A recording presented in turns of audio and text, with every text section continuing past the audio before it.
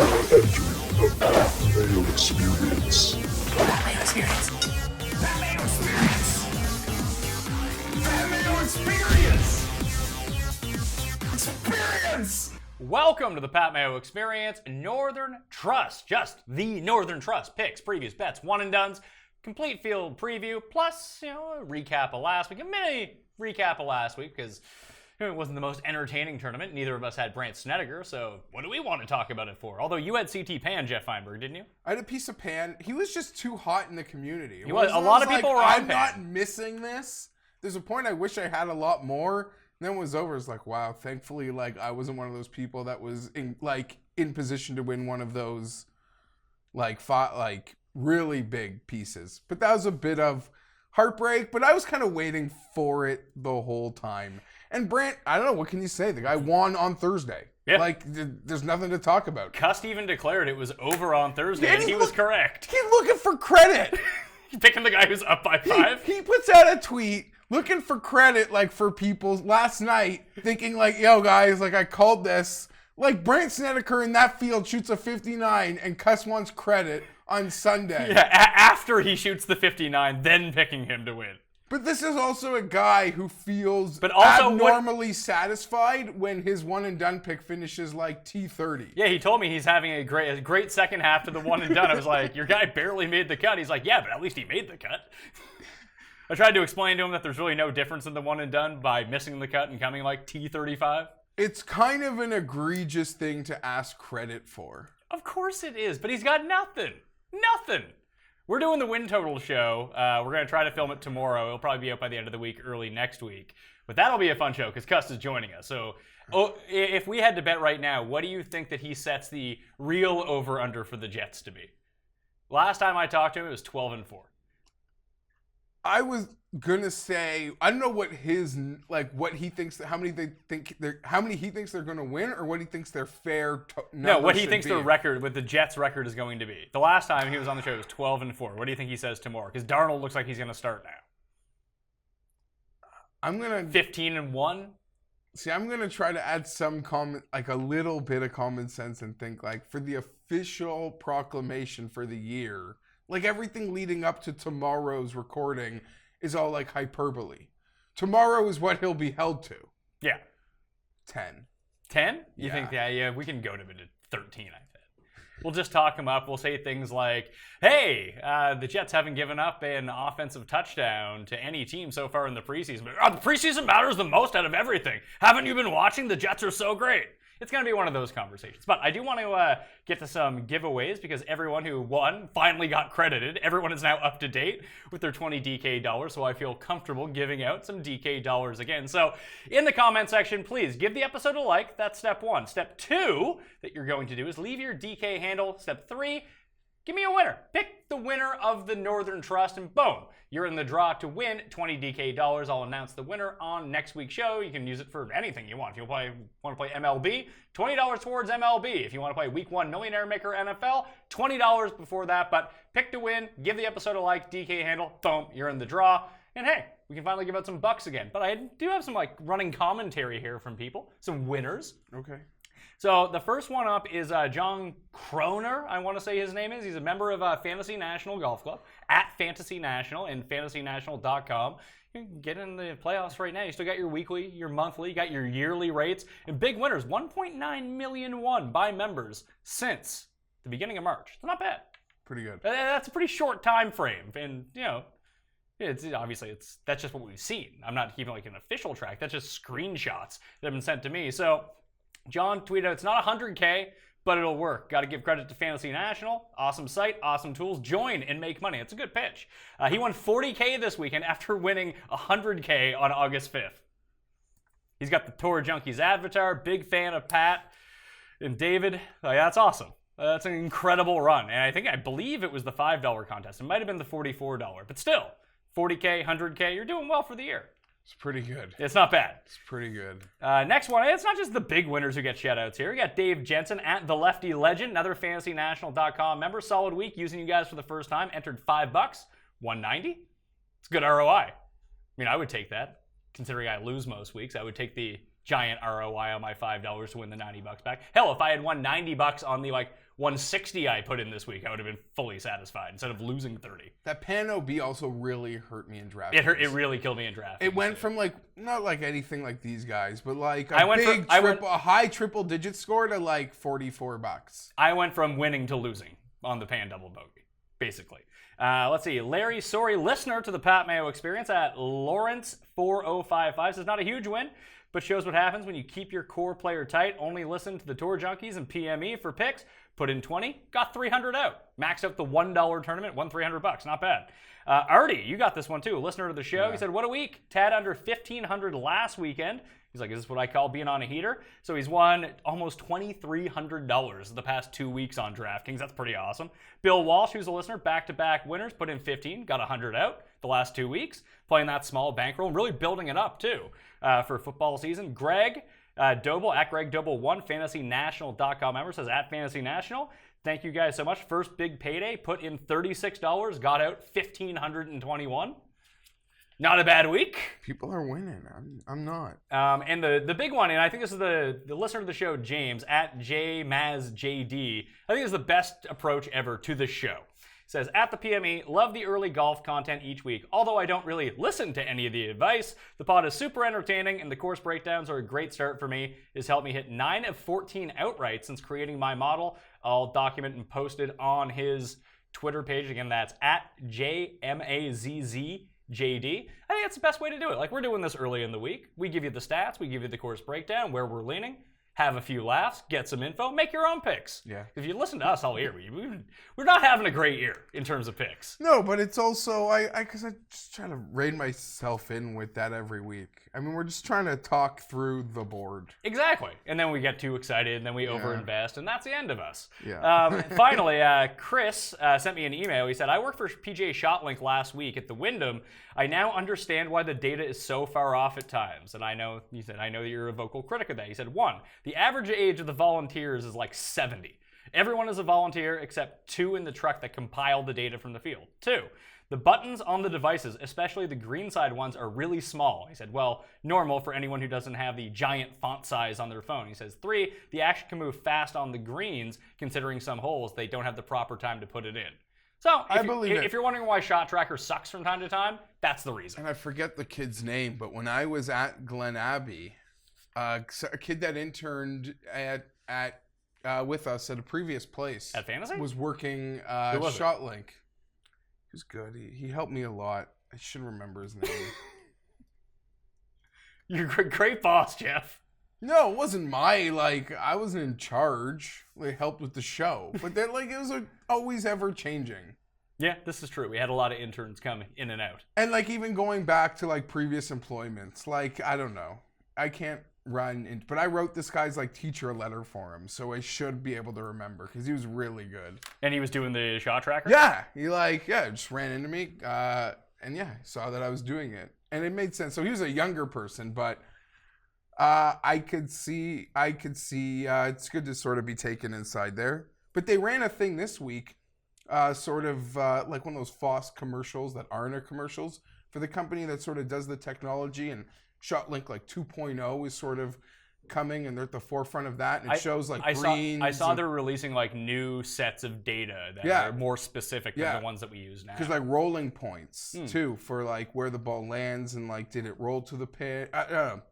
So it seems like ShotLink is expanding. I don't care what any of those stats are unless they give me my leg putting stats. That's all I really care about. It seems like that is something that will be involved, because most of these new stats are coming from the green.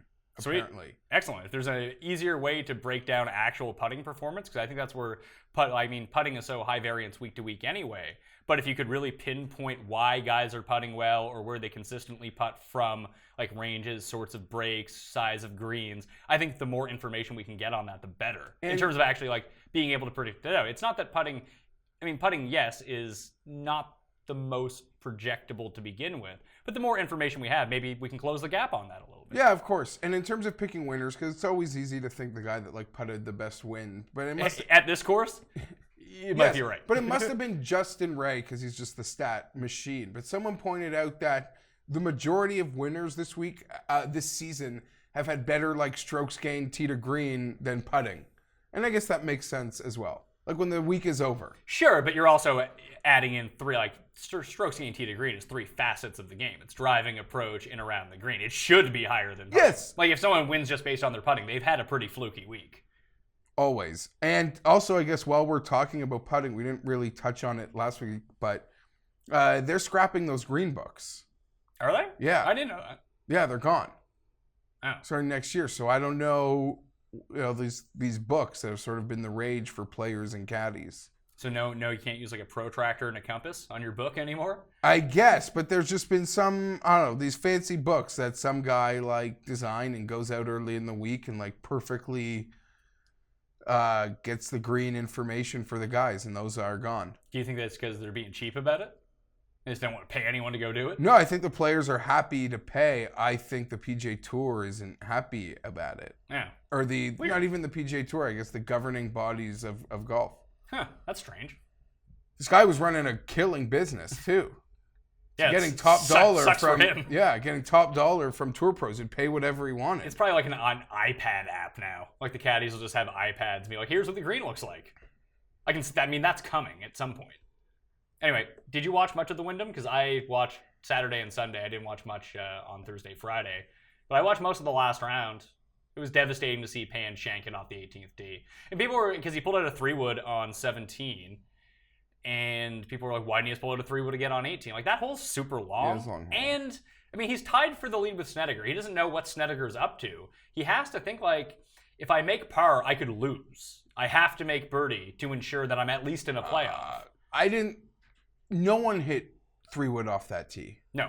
Nobody. Except for Stenson. Because I think he hit 3-wood off every Sure, that's sort of an unfair even to bring that up. You couldn't do it.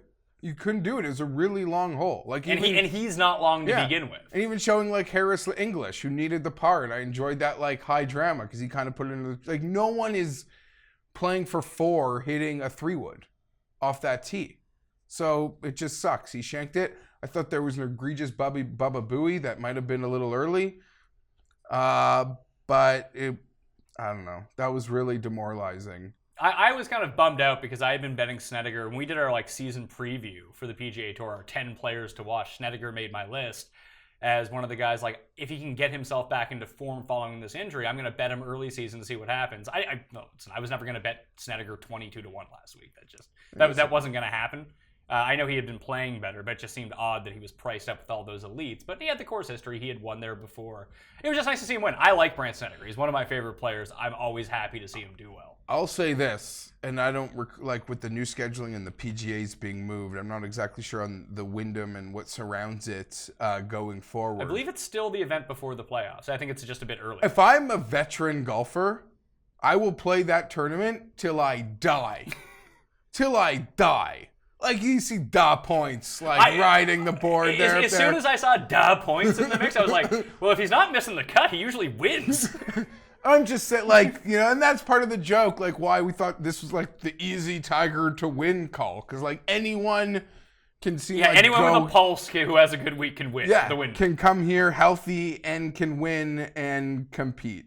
I don't really have much takeaway. It was won on Thursday. And he hit some really long range putts. Did some fantastic things. He won because Pan melted down at the end too. Like, Pan was right there with him.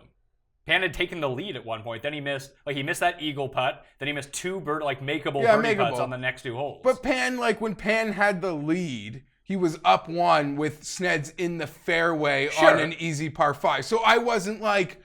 I was thinking tie at best. If Pan can make one here, he's going to be in the lead. And yes, agreed. And if he made that eagle putt, that could have given him a bit of a cushion because that was even shorter than the other ones. I think it was like 11-8. Yeah, like the other one was like 15. The other one was 18. And then stupid Ryan Moore didn't give his putt on 18 enough gas. That would have actually bumped me up on DraftKings too. The one thing that putt did do for people with big pieces of Pan was there was a point where you could have gotten Brandt at plus money. Because just the perception of now Pan's in the lead, even though Brandt was sitting beautifully in the fairway on the... Although he made a terrible great, shot. and he made a great up and down. Yeah, credit to he put it to like him. 2 inches. But like, I believe Snedeker got up to plus 140.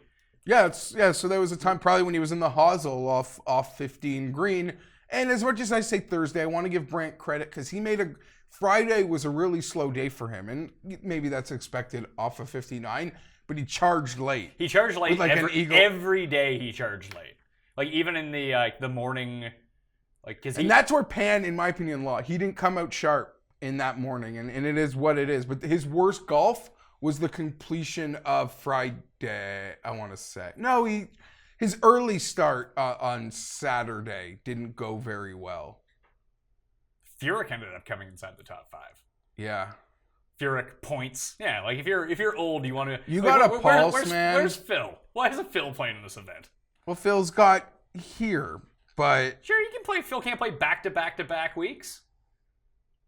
I'm really bummed Tiger didn't play, because it would have set up perfectly for what Tiger's up to now. He would never have had to hit driver. He could have hit that like 2-iron off every tee. Yeah, but the problem, I guess, with that became the schedule, and then he qualified for the FedEx Cup so like briskly. Yeah, and he's probably he's added the BMW. Well, I don't know if you saw that because he's in. Because he's in. He's in a good spot. Yeah, let's go. Be in the Tour Championship. Be freaking amazing. And yeah, going back to that. English got in. I like those stories. Like Nick Taylor went out and posted like a 63. Love he it. Got in. Did Hearn end up in? I don't think he did. I think he melted towards the end. No, he had a big eagle on 15. I saw that, but I thought that took him out. I thought he had taken himself out of contention. Who was 126 this year? I saw Sam Saunders finally got in after years of being like bubble boyed.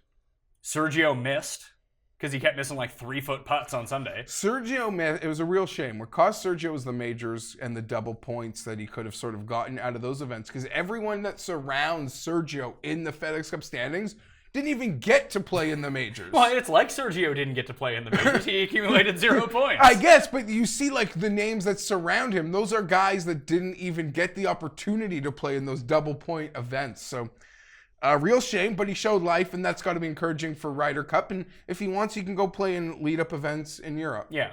So let's talk Ryder Cup just very briefly before we get into the tournament. Yeah, we got a little too excited. Yeah, so the Europe team is not selected yet, but Thorbjorn with his top 5 at the Nordea Masters now has the 8th spot. He is in the world points, but where he is not playing anymore, I don't think he's not playing the Czech Masters. So, but there's 2 more weeks for the European side to accumulate points. September 2nd lock for them. September 2nd lock, so yeah, two weeks for them. So Cabrera Bello, Casey, and who was it? Poulter are the 3 guys that can run him down. And Stenson WD. Yeah, we'll get to that in a second. But like those 3 guys are playing the next 2 weeks in the FedEx Cup, which are going to carry more points. More points. So if any of them finish, I think it's like top 20, I think they pass him. So Oleson's on the team either way now. People are excited, though, that a Peters win in the Czech Republic can do great. What does that mean? That's sort of like where I'm going. So if Danny Willett wins, should he be on the team too? Okay, we're starting there, but Willett is like 4th on the odds board. I almost melted.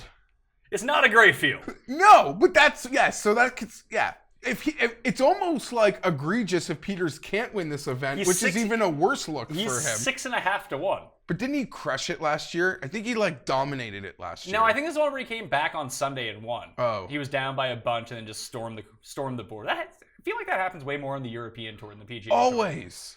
Crazy. At least this year. The Sundays in Europe have been much better. And it was even a shame because in the playoff in Europe yesterday, Buddy on the first tee hit it OB. It had that pan. Pan just saved his till 18. Yeah, but it was going to be like high drama. And I was like, oh, OB off the tee, no drama. And the ladies went to a playoff. So, things went to the wire yesterday. All right, let's talk Northern Trust. It's at Ridgewood Country Club in Paramus, New Jersey. Always fun. You can see the Manhattan skyline in the background from some of the holes. First time they've been here since 2014. Previous to that, they were there in 2010 and 2008. The past winners in 2008, Vijay Singh won. In 2010, Matt Kuchar won. And do you know, my friend, who won in 2014? Maybe that laptop over there will explain it to you. Hunter Mahan. Hunter Mahan, 80 to 1. Hunter. I still have little Hunter over there. I spent all my Hunter winnings on buying a new laptop. That was his last win, let alone big win, but win, period. So the MO of this course, it's tree lined, it's tight. The last time I played in 2014, the rough was 3.5 inches thick. So you want to keep it on the fairway. I think that accuracy, it's almost the Matt Kuchar template is what you're looking for here. hit fairways, have an immaculate short game, be able to make some putts, and be like pretty good with your irons. But don't get yourself into a whole lot of trouble off the tee or you're kind of fucked. See, we haven't been there here since 14. And as much as that feels like it was yesterday, the game has changed so much that even though you explain it as a Matt Kuchar course... Yeah, but I mean, you could almost... will your Brookses, your John Rahms, will they just bomb and gouge this thing and say... Well, Brooks can actually hit fairways when he's bombing. Okay, fair. Rahm struggles a bit more with that.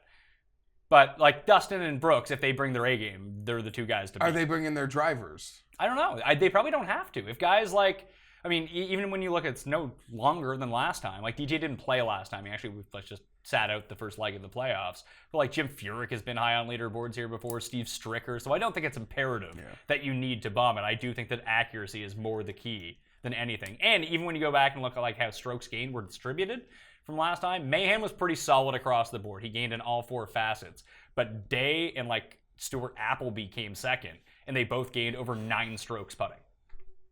Like, this is the biggest one I've seen all year when you look at, like, how the course has been broken down by strokes gained. That putting played so much of an impact on the winner, like, far more than tee to green, which is a tough thing to predict, but I do think that if you look back, like, historically, and you can use Fantasy National for this, like, sort by the last 50 rounds, 100 rounds, 200 rounds, whatever you want, see the guys that are good at putting. Yeah. Like, I bet Luke List because I bet Luke List every week. Luke List ain't winning. Hope he does, but he ain't winning. Well, that's a separate conversation I think we'll have later, just in terms of... Well, we can have that conversation now, because this is in my column. It's up on DK Playbook right now, that when you go back and look at the past 12 winners of the playoff events on the FedEx Cup playoff circuit, Xander Schauffele was 66th in the world when he won the Tour Championship last year. Before that, the previous 11 winners all ranked 23rd or above in the world rankings.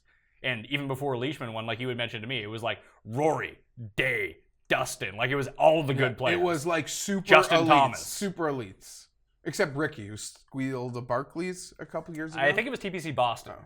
He squealed one of them, just as everyone was, like, counting him out again. But he was, like, 11th in the world at the time when he won. Yeah, no, but it just kind of, not just up until Leishman winning, it was 3 straight years of not just, like, players ranked inside the top 20. It was players with extreme, like, name value. Because there's always players in the top 20 who don't have that, like... like Hatton. Perfect example. That don't have that, like, cachet, street value name credit. It was like the cream of the crop names on tour sort of dominated this thing.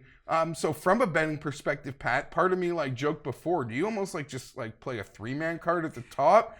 And then I don't play, like, T10s. This is more of a week to play. I am going to T10s, T20s, first round leaders. Because, yes, there's someone at 200 to 1 that I will bet outright, but there are people like, you can't talk me into a Harold Varner, like, outright bet for my life this week, but I do believe strong possibilities in, like, T10s, T20s. Yeah, like someone like, for example, like Brian Gay, coming off the good week. What's Brian Gay's MO? He hits fairways and he putts. Those are the two things that he does. And this course is kind of specifically tailored to his skill set. He's 175 to 1. I don't think that he's going to win, but he can come inside the top 10. And the top 10 odds are basically better than your odds to bet DJ to win.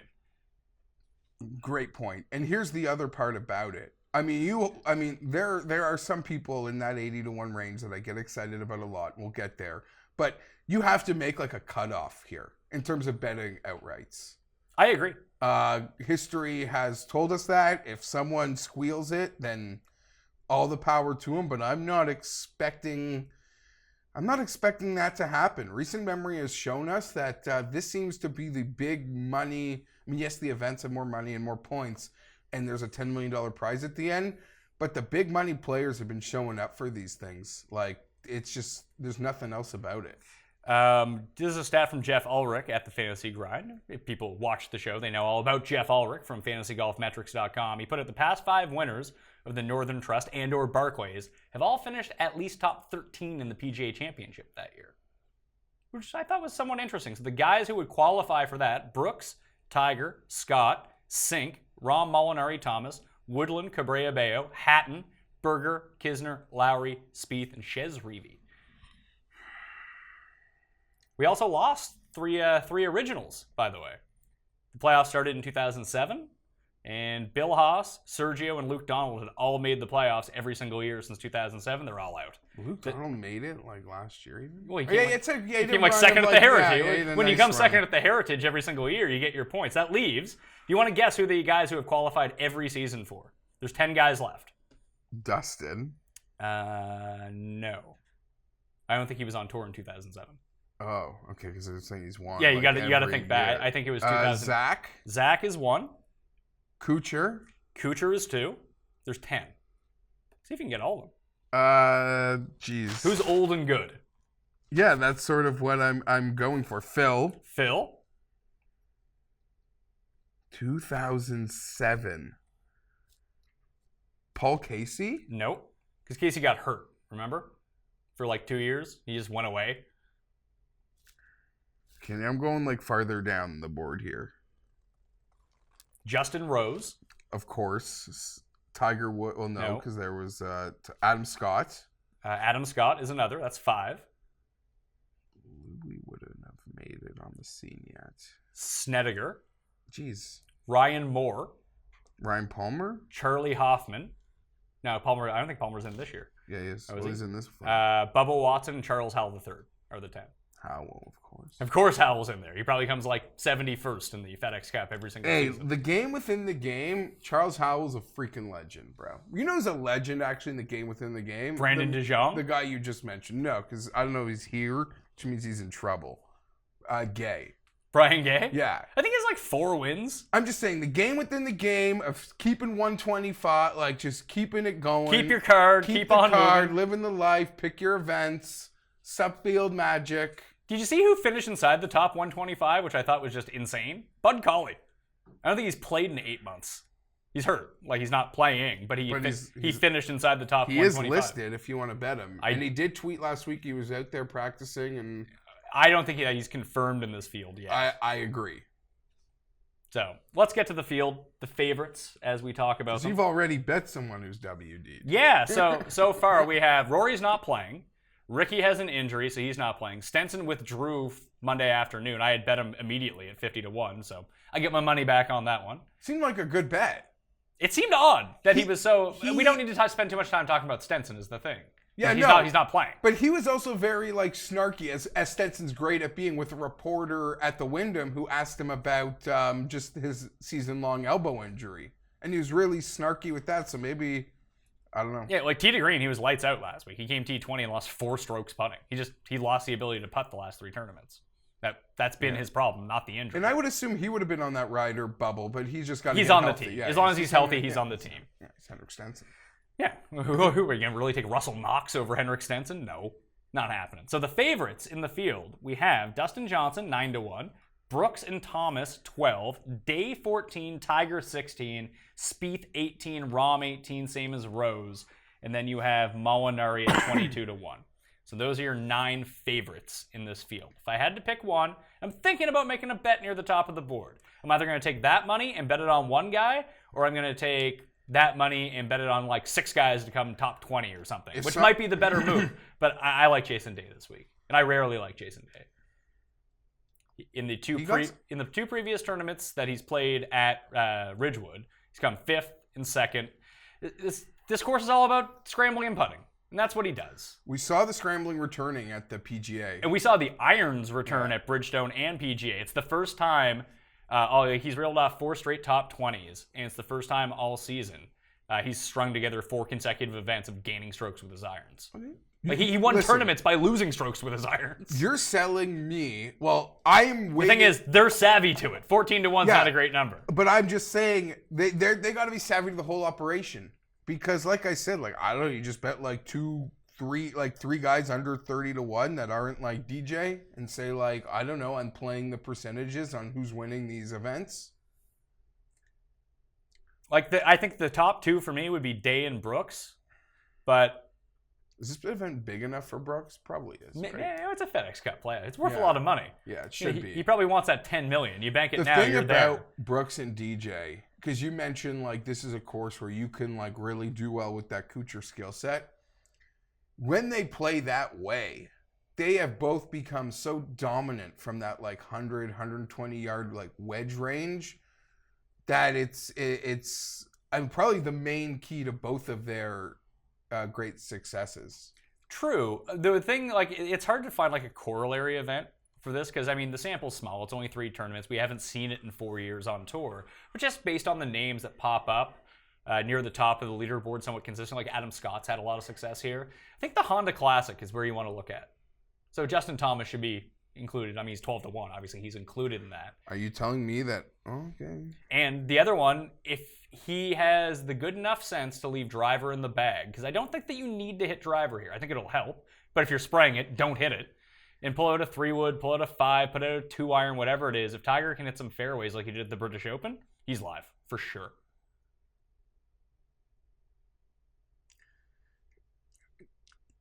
Tiger Tracker did, it was really annoying. I could only listen to so little of it because they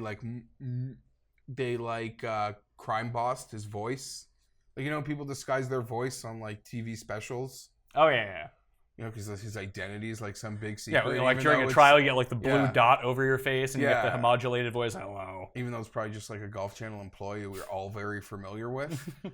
And he said it. I kind of agree. Like, just reflecting on things, to think that, you know, it wasn't too long ago where he was just like at home, couldn't even stand up playing video games, to having the lead or tied for the lead or right there in 2 majors this year. It almost brings a tear to my eye. And I would argue this number's bigger than what I thought it would be. Bigger as in like 16s to like you thought it'd be 12? Yeah. After the... No, I think that people are... There becomes a... Because like Brooks... Like if, yeah, no, because a guy like Brooks wins, he sort of takes that spot. No. I just think that there's a breaking point that the books have found with these odds on Tiger. You're only going to suck the casuals in enough. Because this isn't like at the PGA Championship, you could make Tiger 10-1. At the Masters, you make him 10-1. People are rushing out to bet the Masters. People aren't just running out to bet the Northern Trust. Even though Tiger's playing. So you still have to be able to suck in like your random weirdos like me and you would be like, oh, 16-1 on Tiger. That sounds pretty good. Although it's not. But we could bet it anyway. Yeah, no, and I don't think I will bet it. I won't. So. Yeah, that would be a tough one. And going back to what happened at the PGA, because I'm so pro Tiger, but like the real reality of the situation is, and we saw it firsthand at the PGA, Pat, is he might play his best golf. And yeah, you could argue statistically it wasn't his best. He wasn't in the fairways. But against these young crop of guys, like if Brooks beats Brooks, Tiger's best just isn't good enough. So I do want to run through the guy. Yeah, no, you're right. Yeah, his best is not the best anymore. Yeah. Brooks might be that guy now. That Brooks, when he turns it on, he's the best in the world. I mean, he's number 2 in the world rankings. That would make sense. But like for years, I always thought that Rory held that mantle. Like if everyone's playing to 100% of their capabilities, I always had faith that Rory was the best player. And that's sort of why when we do these podcasts and we do segments where we do focus on the top of the board, it's part of the reason why like I just naturally end up throwing shade on Spieth. Because I feel like who actually might be a good bet this week. That's what I was starting to think. And I actually came in today thinking, like, I haven't pulled a trigger on him once this year. It hasn't backfired. But at 18-1 and this, like, feeling with how he kind of played at the PGA, and I know I'm playing someone or 2 people up there inside 30-1 this week. So I'm happy to be sold on Jordan. I can sell you on Jordan pretty easily. But you got something for Brooks here? Yeah, just in general. Like we talked about how guys at the very top of the world rankings, I mean, it's all the regular names, the 9 players that we just listed, except for Tiger, are all inside the top 10 really in the world. The other guys, like Rory's not playing, he's number 7. Spieth is 8. Fowler, Day, Fleetwood, Reed, Noren. Noren's one of those names that you don't think about that is just inside the top 15 in the world. Also Honda really Classic. Honda Classic, good putter. But he's been... We'll talk about it. Bubba's 14. Oh, you don't... Bubba, Casey, Webb, Xander, Leishman, Stenson, who withdrew, Hideki, Bryson, Phil, Hatton, Cantley, Sergio. That's your top 25 in the world. Sergio's crazy. And then it's Tiger, Kisner, Stanley. Stanley's number 28 in the world. Then Cabrera Bello, Tony Finau. So that's your top 30. I think that the winner comes from that range. So if you're looking for good value, like Noren and Hatton are probably the best guys. Yeah, and Rafa. And Rafa, yeah. But like, do you even really want to start tackling those 70s? it goes back to this thing. Are we just like wasting money to be playing that part of it? Potentially, yes. But I waste money every week with bad bets. So what's the I difference? know, but this one these FedEx Cup events feel like Now- you're being, as much as we like to get excited about some guys at the top every week or majors, we kind of always think that, this event feels more so than the majors, that like it's locking into that top like 25. I will say the last time it was played here, it didn't really work out that way because Mahan won. Mahan won at 80-1. So where this is not a consistent course every single season. 2014, Mahan was on USA Ryder Cup. Yeah, Mahan was good that year. I think was he on? Yeah. Was he? I don't remember. I'm not positive on that. I'm just saying, like, if you're USA Ryder Cup post, But like here was the leaderboard from that year: Mahan, Appleby, Day, Cameron Tringali, Dirt McGirt, Ernie Els, Kuchar, Furyk, Nah, Fowler, Morgan Hoffman, Reed, Woodland, Bo Van Pelt, Stewart, Sink, Adam Scott. Like that's a mixed bag. okay, leaderboard. that was 4 years ago. That was this course. I'll give you that. But since then, these events True, but it hasn't been played at this course. It's tough to know. Like they played Bethpage and Reed won. Like that makes sense. And was it last year? Dustin hit the shot of the year in the playoff to beat Spieth when he just cut the lake. But that was like if you looked. If you looked at the Northern Trust leaderboard from last year, it was literally every good player. It was Dustin, Spieth, Rahm. I think Bubba was up there. No, maybe it wasn't Bubba. It was last year. There was someone else. Casey was up there. Like it was a stacked leaderboard. This one seems to be more kind of wheeling dealing because the hot putter can really dictate what happens here. Sorry, I'm just closing my eyes and replaying Dustin winning that event, that hole last year. That was the most perfect. That golf doesn't get more perfect than what he did there. Like that was pure. Not like his fluky drive that like went like 2 feet to the pin this year somewhere. That's still probably the shot of the year. Sure, but that was like that could have equal. Yeah, I know what you mean. The amount of skill that went into those. I mean, the putt was like right beside the pin, but that drive and that wedge, orgasmic.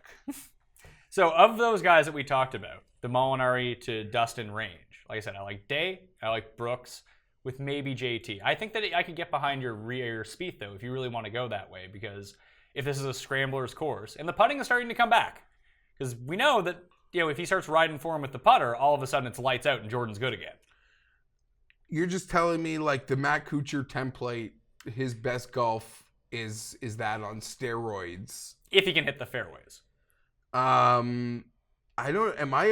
Am I crazy for part of me going back to Rahm? I feel like it's been 2 straight events for him, premier events at WGC and the PGA, where his tee to green was, I want to say, outstanding, and his putter was pretty crap. I think we get cognitive bias with Rahm because we see him miss so many easy putts, but then you don't factor in that he randomly makes like 27 footers all the time. So like to go back and look at it, he was terrible on the greens at Bridgestone. He gained 3.1 strokes at the PGA. He was good tee to green in both. Like he was good in all facets, but his putter was not bad at the PGA Championship. Like people have pointed out, just that's not the case. I guess he finishes close on the leaderboard. You're right. There's like an 8-footer that makes it on TV. Yeah, and you're like, oh man, I can't believe he missed that. Fair. Especially someone that backed him, it sort of magnifies probably. Exactly. Like sometimes you remember it the right way, but you don't remember everything about it. You just remember. Yeah, perception is reality, Foss. And that's, I don't know. That's how, your eyeballs just remember what you saw. Yeah. Would you throw shade on that? Like if you went Rahm and Spieth Spieth might be the 2 guys I want to bet here. Then go for it. I had no problem with anyone from up here. I think that these guys are the most live, but that does severely affect what you're able to do with the rest of your card. And I might go to that T20 well instead of just playing outrights. But I sort of come into that as being the strategy. Then if that's the strategy, go for it. That's the move. I don't know. Could I pivot one of them today? The other part, I mean, you mentioned the Honda. We sort of bashed our eyes at the Norin name, Fleetwood. Fleetwood at 30, I think, is a very fair price. I worry about his short game and putting at an event like this, but when we talk about those guys that hit both long and straight, Fleetwood's definitely one of those in that mix. Mike Miller likes to throw him into that category of he's grateful he exists, he doesn't win, and he's very popular. You think that he's overvalued now? I don't know. I don't mind this at the 30s. The 30 seems like a fair price considering you're getting like Cantlay at 40. I not that I think that maybe the skill discrepancy is all that large between them, but just track record, and at least Tommy has big wins. Cantlay doesn't. Yeah, no, the Cantlay's one I wanted to talk about just because of the number comparatively to other people. But I think the 41 is fair based on his talent level and what the expectation for him to break through I agree, is. but it's just tough in this field where he hasn't done it before. But I agree. He's 40. Guys, he's withdrawn, but like Stenson was 50, Reed was 55, Leishman was 55, even Finau, who I would argue is exponentially more popular than Cantlay for a litany of reasons. He might not have an ounce more skill than Cantlay. That's to be debated. Maybe that's a fun debate to have. I don't care to have it. I like them both. But that's... and I'm a sucker for Cantlay. But he can't... The rule is over 50 in full fields. And he's coming in at 40. And if he wins, I'll be so freaking angry. What are you going to do? So that entire like mid-range, Tommy at 30, Webb at 33, Brandt and Cantlay at 40, Kuchar, Scott, Hideki at 45, Zach at 50, Finau, Leishman, Reed, like you mentioned, at 55. Then you got like Xander, Bubba, Noren, Woodland, Casey, Hatton, Poulter, Cabrera, Bayo, Louis. That's your like 30 to 80 range. Reed is the only one I've bet. I had bet Stenson, but he withdrew. But Patrick Reed at 55 to 1's on my card. Yeah, it's like that is in a nutshell to take any name from that range and to single it out, not to pick on Cantlay, but for the purposes of the argument, that seems pretty crazy, right? I mean, yes and no, because people don't. I mean, you get sort of like if but people don't even know Cantlay. Sorry, I don't mean it like that. Yeah, but there's nothing like if let's say we're saying like Tommy Fleetwood gets a boost in the odds because people like Tommy Fleetwood. It's like total neutral. There's a total neutral for Cantlay. If nothing else, guys that actually bet golf like Cantlay over the general public, but the general public hates Patrick Reed, so his odds are low. I guess, but then watch Cantlay being... You ever seen Cantlay in the lead on a weekend and follow golf Twitter? Yeah, but golf Twitter is such a small portion of this. People like spazzing at his like pitter-patter feet trying to hit a putt. It's insane. I don't notice it until I don't bet on him, because when I bet on him, like, it doesn't bother. Like, I just want him to be right. So long-term modeling last 50 rounds. Cantlay probably pops. No, not really, to tell you the truth. DJ, Thomas, Rose, 1, 2, 3. Tiger's 4 over the past 50 rounds. Then it's Bryson. Bryson comes in 80 to 1. Do we just go to it? I'm going to bet it. But I am not going to sit here and do a rant like I do every time Bryson's 80 to 1. Because it ends up, like, it makes me look stupid because he misses the cut. That being said, every time they want to post Bryson at 80, I'll be there. I don't care. Because you saw him, like, spaz the world at the Open. Yeah. He missed the cut, right? No, he made the cut. Oh, he made the cut. After coming off the shoulder problem. Sorry, I'm thinking that. And then he went to Germany and melted down. But it was a great overall. Like, he obviously had a fantastic tournament. Mm-hmm. So I'm not like overreacting to when things go bad. It's like the simplest clip of like science. He went bogey to miss the cut of PGA Championship. I know, and it killed me. Me too. But if you know Bryson, it killed him more than it killed us. And he's been grinding away, getting the machine tinkered. Again, 80 to 1. It's sort of like in a nutshell. And no shit. It happened. Am I surprised it happened? No. But last week, like Surrey's pretty much immediate ejection from winning. Yeah. He battled, though. He finished at like 9 under or something. Making the cut, doing how he finished, helped a lot of DK. But I'm talking about from the straight outright bet position. Yeah, he was done. Ejected out of the gate. Was that annoying? Yes. Were people like, the hype train Surrey, look what happens. Do I buy into like hype train really hurting guys? I do. But guess what? In those fields, as long as those books want to keep offering Surrey at 60, every time I'll go back. Every time. In those fields. Yeah, I'll go back. in the tier 2 fields. Yeah. That don't have like the super elite guys. And granted, that's a big leap to say Bryson in these super elite fields, but you just mentioned it. He is statistically super elite. He is. So Elite.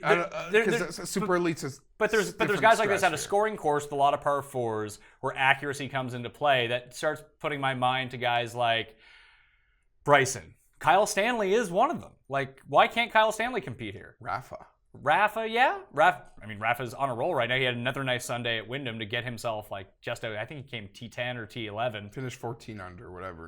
Whatever. But he had a really nice Sunday. So I think those are the types of guys that if you're looking down, like Poulter's another one. I mean, Poulter competed at Bridgestone. He has a win this year. He's been relative non-factor in the majors past like day 2, but he's someone that hits a lot of fairways. US Open. It was there till day 2. They ejected. But he wasn't there when it came down to it. Yeah. I think he came like 18th or something. But either way, he ejected at the Open Championship, shot like 80 day 2. But he hits a ton of fairways. He has a great short game. He's a good putter, and the irons have been locked in all year. He's 70 to 1. Like, I think if you're going to go to that range, I keep getting back to the point where we talk about it's the elite guys in these sorts of events that am I just tossing my money away? And the answer is probably yes. Although the other guy, like I said, I went with Reed at 55, and I took Kisner at 80, and that is a pure gut play. On Kisner. Just like he's, the grass works for him? I just look at... Played well. He played well at the PGA Championship. Played great. He plays well in really strong fields. That is true. He shows up, and if I'm thinking like if Kuchar is sort of like the template, I think Kisner's sort of like the new Kuchar. Like, they have very similar games. They hit a ton of fairways. They're pretty good with their irons, especially Kisner with the long irons. He can be an elite putter when he gets it rolling, but historically, he's a very good putter. He has a great short game. Like, if this ends up being like -9 to -13, I think Kisner's live. For sure. He's not going to put himself in a whole bunch of trouble. At least he shouldn't. And he gained a bunch of strokes with his irons at the PGA Championship, which is the first time he had done that since the Heritage. I know it's only 4 rounds, and maybe he goes back to being the crap that he was for the 3 months in between. But either way, like he leaned so hard on his putter at the Open Championship to stay in contention that entire time, and he did it. And this week he doesn't need to putt that well if the irons come back a little bit. I think that I feel the form coming with Kevin Kisner. I like that he shows up this time of year. We're back on bent where he putts really, really well. So I'm in on Kevin Kisner 80 to 1. Okay. Sell job, did that work at all? Kind of. Are you going to bet Noren, though? Noren is, I'm really trying to grasp, like, Hatton and Noren and Poulter are the 3 that are really sticking out to me. I could love me some Terrell, but geez, it just makes it... Well, remember how he complained like so much about Bermuda when he first comes over right before the Masters? I think that his putting on, like, he's an elite putter worldwide. Like, when he gets it rolling, he goes bonkers. And we've seen him win tournaments, good tournaments too.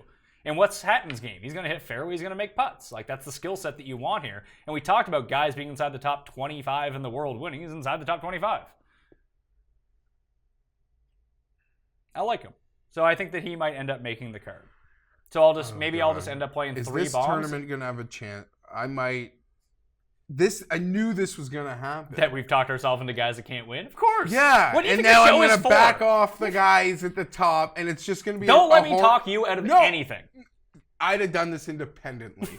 Because by the time it's like, okay, well, I want to bet Noren, I want to bet Hatton. It's like, okay, no one's at the top. The only bet I have so far is Reed and someone at 200 to 1, which might be really silly. I'm actually on board with you. I don't want to get... Longshots. Let's talk Longshots because we're over that page. So the 3 that I've played, and I'll say one of them is the guy that you've played. I played List at 140 because I play Luke List.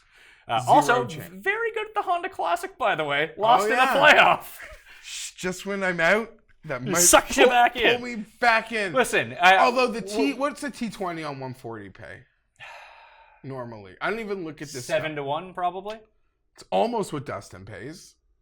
It's a smaller field, so coming inside the top 20 is easier than your larger fields. Like how much money I gotta bet on something. Yeah, but the thing, the Luke List is, it's almost the same. If they give you the Surrey 60 in weak fields every single time, and they'll give me a Luke List 140, like I know. I keep saying I'm 8 years into it actually having to hit before it's now losing me money. You know what I mean?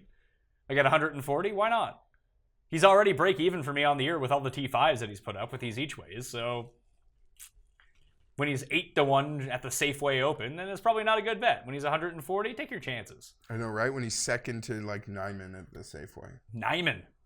You're going with Nyman now? You've now pronounced it like Nyman? 5 different ways the past 5 weeks. I'm not going with anything. So there's him. You like Bo Hostler at 200-1. I'm with you. That number is huge. He hasn't been playing well, but I feel like he's a lot like Jason Day. Don't you? I just think he's like discount Jason Day. I think his skill set is exceptionally better than everyone around him. Like, to me, his long-term PGA ceiling dwarfs the also-rans that he is surrounded with in this range. Is it a silly outright bet? Probably. Maybe. Great first-round leader. It was a 200-1, and I'll probably reevaluate and look at maybe some other ways to invest in Bo. You mentioned first-round leader. I said to you before we went on the air, if there's a week for you to get back rolling a first-round leader, it's this one. The field is smaller. These guys at the back are priced like it's a major because it seems like everyone is here outside of Ricky and Rory. They're not going to win, but makes... They could win a round. If Brian Gay won the first round, I'm not saying I'm betting that. I will be. He will be one of my first round. I mean, I have to look at the weather too. Yeah, we'll see what happens, sure. But I just mean like Hostler, Gay, Keith, your boy Killer Keith. Yeah, had a good solid week. Killer Keith, who I don't know if the course suits his skill set the much. Other one I went with down here was Andrew Landry, 350-1. I just threw it on basically just 350-1 with the top 5 each way. He'll end up being a first round leader play for me. I just remember he competed at Oakmont when Dustin ended up winning. I feel like he's someone who keeps it in like just ball striking wise. That if you consider him any sort of template of how he plays, Landry's kind of like Mahan light when Mahan was good. Like, he's going to pin seek. He's going to make some putts. He can make a big number, but if he can rein it all in, I think that he could be live. And listen, he's had a really good year. Yep. People are forgetting that, for the first half of the PGA season, like, he was inside the top 20 of the FedEx Cup standings. And long term, he does rate out well. The guys that I was looking at, like, if you look at the main things like fairways gained, putting, and around the green, if you combine all those things into one, the guys that stack up the best, you're looking at Emiliano Grillo. Always. Not great around the greens, but good at putting, good at hitting fairways. Brian Gay is another. And then you really have to start scrolling to find anyone who kind of matches up. Billy Horschel is really the only other one. He's 100-1. Justin Rose, obviously, is going to be someone who's very good. Webb Simpson is someone who's going to be very good. But I thought those were interesting names. What about Cook or Wise? Not Wise so much. Like, I always want Wise where you can just smash it. I don't want like a precision strategy course. Plus, I think there's going to be a great deal of strategy that comes into this. And anytime that we mention the word strategy, I always think that Bryson's a good play. Bryson's going to make my card, is basically what I'm getting at. Here's the thing. I know you last week were pretty high on him, and then there were reports of the wrist injury. Burger? At 100-1, you seem to be seeing a lot of things statistically last week that led you there. Yeah, I mean, I liked how him and Surrey, the way that they were coming off the PGA Championship in terms of ball striking, I really liked. That went away for Berger. And now I don't know if it's because it's weird when people like say it happens because of this. It's like when someone tweeted out to me like CT Pan should have hit 3-wood because he knew his driver, like he can't hit a good driver. It's like, well, maybe the nerves got to him on 18. Maybe he's hit a shitty shot. Like, how are you supposed to know? Berger played an entire weekend at a major with a hurt wrist and led the field in approach. He plays 4 days later and he sucks at approach. Like, maybe it's because of the wrist, or maybe he's had a bad week. Yeah. So it's tough. I think Berger's live in this field. But I don't know if I'd rather bet Grillo, no? I'm not betting Grillo, but I feel like that's a sunk cost. Although he does rate out really well. But doesn't he always? I guess the way that I would look at it is maybe he has more talent, but like I know Hadwin's been like shit, but Hadwin's like over 2 times the odds of Grillo this week. Like they're basically the same sort of player. Yeah. To me, Hadwin has to putt like a hundo P. Or Griot But Griot does putt well. Like Griot's been like a top 10 putter all year. And people are like, he sucks at putting, but they don't actually look at the numbers. It's just because they bet on him, he doesn't make like a 30-foot putt. It's like, oh, he's terrible. He's bad around the greens. Hadwin's good around the greens. If we just sort it by around the green, now we're looking at Lovemark, Czechia, Leishman, ZJ, Reed, List, Rose, Nod, Day, Walker, McGirt, Byung-Hun An, Webb Simpson. Maybe that's the way to sort it. Stroke gain around the green was more influential to the final stats in 2014 than off the tee was. That's a rarity. My mind goes back to Spieth. And Spieth's your guy. He's not my guy. He's your guy. Didn't know you love Jordan Spieth so much. Do you think he should be the number 1 player in the world in your power rankings? For 4 days, he might be my guy. We didn't talk about it. Hideki's been showing form. Yeah. But I mean, do you really like Hideki any more than you like Casey? Really? No, but there's a lot. Hideki's on a watch list as these next couple weeks progress. I think next week for Hideki is probably a better bet than this week. I worry, like, I don't want him to play so well play so well where, like, he's back. Not maybe fully there, because unless he wins, he's not going to be higher than 30 like other people have sort of taken his spot on the odds board. I mean, Brooks has leaped everybody. Molinari's now at that 22. That used to be like a Hideki staple number, right? Yeah, like 18 to 25 was his number. And I know, like, for obvious reasons, it's gone up, and there have been, like, really no signs of life to wanting to play him. But the irons have come back, which is really key. Seeing it. So I'm watching you. Siwoo Kim? What are his odds? 200. I'm in. Bet. How did he do last week? Terrible. He was got like +9. No, Classic Siwoo. Like, he won there before, so it was actually some, like, he was priced pretty egregiously. He was 40 to 1. So I put the money on Siwoo like I always do. Didn't feel good about it. But I'll feel much better at 200 to 1. It'll be a lot less money you got to put on it. That is true. Although I think I put the same amount every week on him. Okay, so I don't worry about the odds going up and down. I just want to win if he wins. I'll say this. I feel like I'm in this catch-22 of, well, I feel more than when we started recording that someone from the back can win. It does seem like the guys near the back, above 50 to 1, that I do want to back, could win. Have the world like a Bryson, a Norin, Hatton. Hatton, have that world ranking, that sort of big picture, like they're highly their numbers are big. I don't know what I'm trying to say, but you articulate well. No, that was bad. Don't cut that. It can stay in the show, but it's not a mini clip, or I'll be mad at you. No, I mean that. What I'm trying to say is I do believe the elites can win, and I guess no coincidence, the guys at the back that I am sort of being suckered to do have that big, highly thought of world ranking.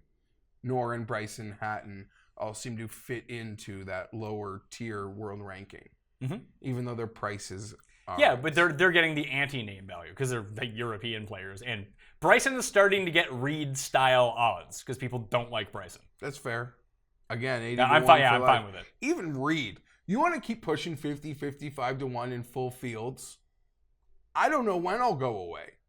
I mean, if he was 55 to 1 in every field, you'd be up a whole lot of money lifetime on Patrick Reed. Yeah, but I'm just saying. I don't even care that he won last week. Like, he's not. The last name I'll throw out to you is Leishman. Always underappreciated.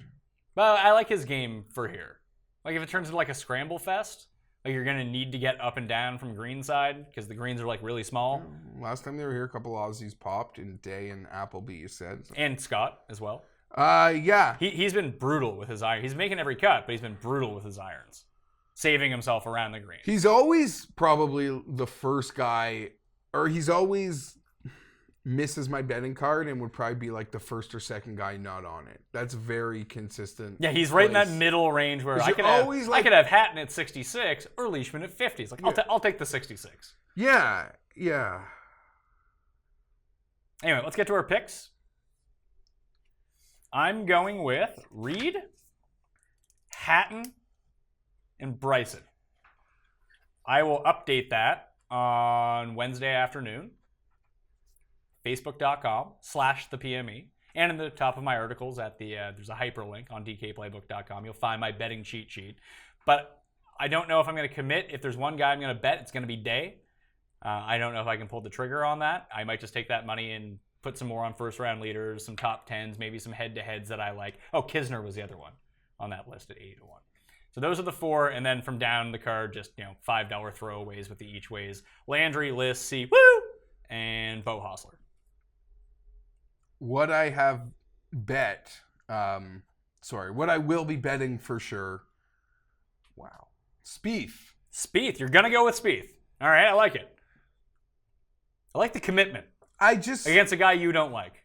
Sometimes that works out for me. I take guys that I don't like and they win. Well, I can't never bet. It kind of shows I'm not I see an opportunity that he's being undervalued here. Yeah, I'm with you. And I think a lot of other places where his odds sort of ballooned up because he was sort of not being that player, I also felt the course didn't really work for him at all.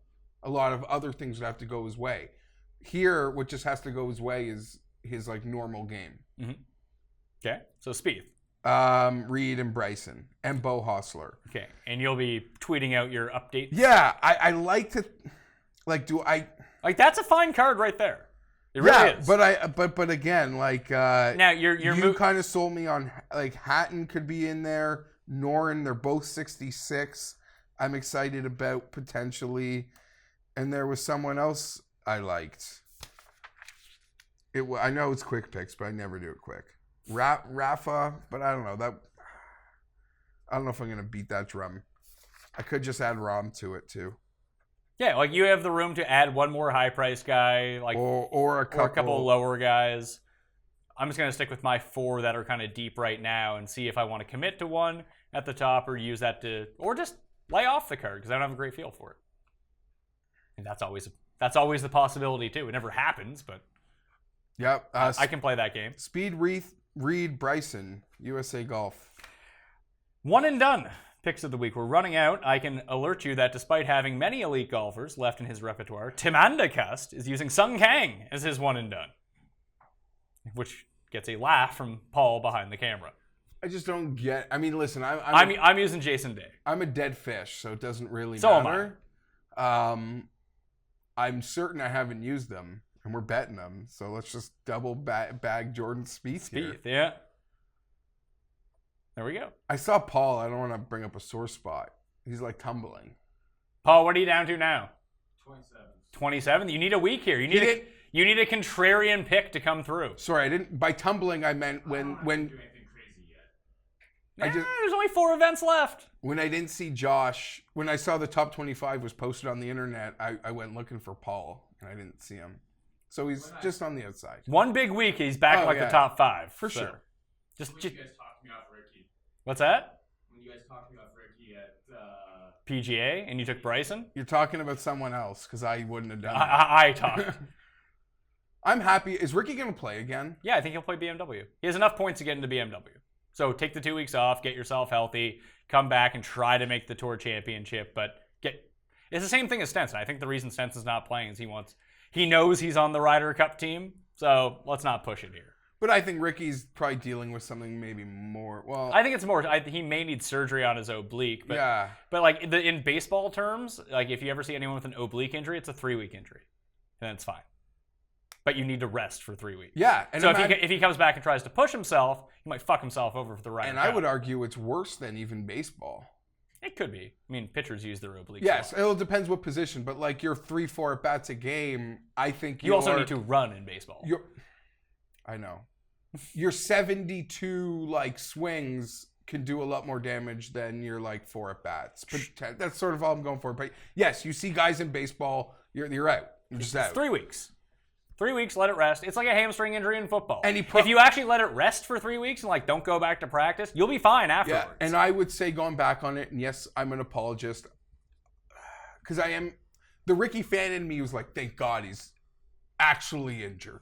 Well, we talked about this before the show, that there's always the two cases that people make, and none of them are ever good. And this is more with team sports than actual, like, individual, like golf, where people get all pissed off that a guy sits out in the playoffs because he's injured. And he's like, I'm not good right now. He's like, you pussy, you better get in the lineup. Or if he plays, he doesn't play well. What are you doing in the lineup? Like, there's no win in these situations. Looking back on it, not to say would have won, because you would tell me that wouldn't have happened anyway, but the double barrel Saturday, I think, had a real physical effect on Ricky on Sunday at the PGA. Potentially. Dealing with an oblique, having to play like a round and a half. Big Vince, Twitter follower and watcher of the show, pointed this out. We were trying to find the clip, and maybe you remember when it's from. Me and you got into an argument about Brooks versus Ricky like 4 months ago.